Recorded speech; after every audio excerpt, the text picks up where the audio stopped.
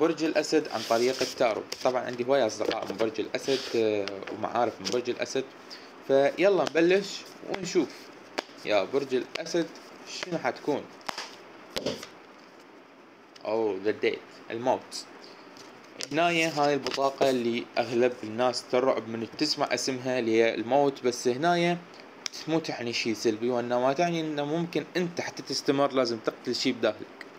أنت ممكن حتى تكمل بطريقك لازم تقتل شي بداخلك. بس هذا الشي شنو هو؟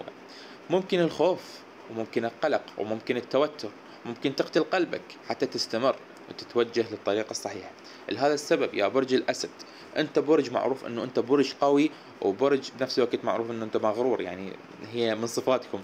أي بس لازم تقتل شي بداخلك حتى تستمر لقدام. ممكن مشاعرك، ممكن خوفك، ممكن توترك، وممكن قلبك، وممكن شي ثاني ما أدري، الله أعلم. تحياتنا لكم برج الأسد.